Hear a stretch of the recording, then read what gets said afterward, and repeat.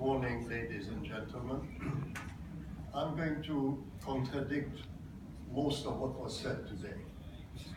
Although my good friend Jonathan came 50 years ago to the Middle East, I'm born in the Middle East, I'm an Arab, I'm the only one in this room, and we see it a bit differently. First of all, oil is maybe the only commodity which is a weapon. We've used it several times against several people. We used it against Iran lately. We used it against South Africa. We used it against the United States in '73. And therefore, all the predictions, which are very nice, there's something called the black swan theory, where we least expect something. And in this case, we should expect it, because although the probability is small, the impact could be disastrous. What I'm predicting is that the price of oil is going to increase rapidly, not like in '73, where oil was at $1, and in 7 months we went to $12. I think this time oil will increase only 60%, but that 60% is very essential to certain players. The trouble with oil is that if you put 3 gentlemen in one room for 1 hour, they could come out with a solution where they can increase oil by 60%. Now, what does that mean for them as incremental cost? It means $3 trillion in the next 10 years. So, if you put 3 people in a room and they're going to make $3 trillion, I don't care if they hate each other or not, they're going to come to a solution. Let's remember what $3 trillion is. It's what China sweated for 40 years to put $3 trillion reserve.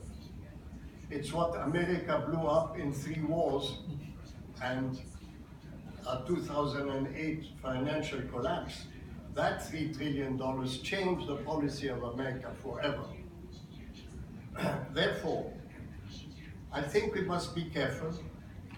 If we put Iran, Saudi Arabia, and Russia this time, not America, in the same room,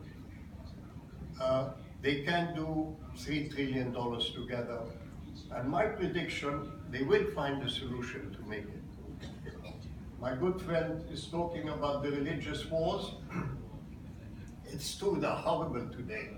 But do you remember the Christian religious wars, the Inquisition?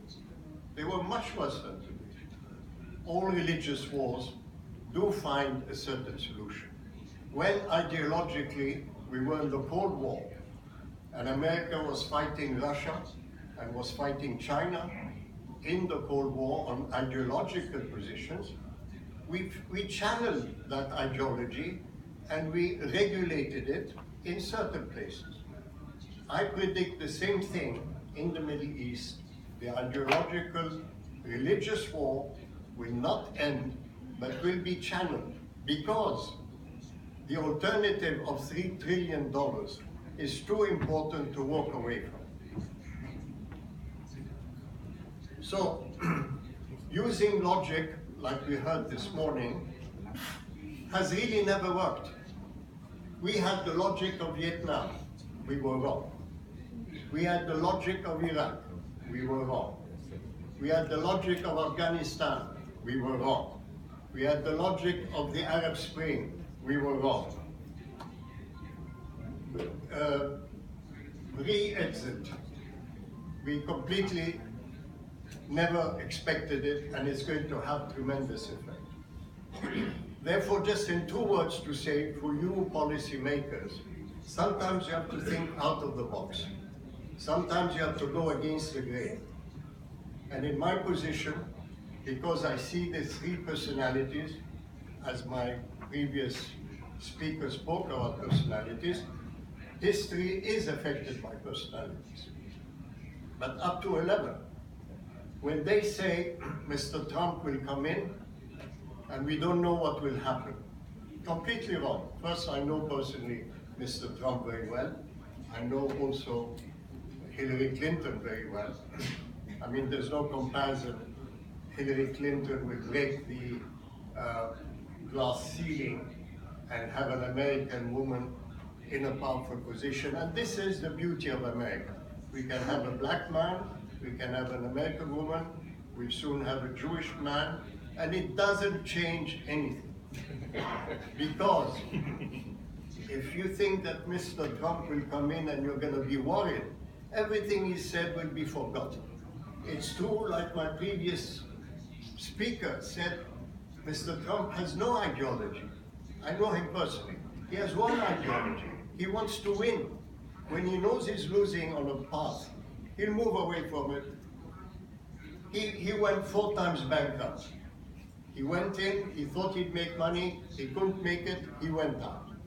Therefore, don't worry about America. The beauty of America is, although the president sits on the most powerful chair in the world, this president is the most constrained president anywhere in the world. He has no freedom. If he goes too much out of line, we've already impeached one president, tried to impeach another one. We have enough balances and powers, and why we push for democracy is to put the constraints on when we get the wrong guy like Mr. Trump. Thank you very much.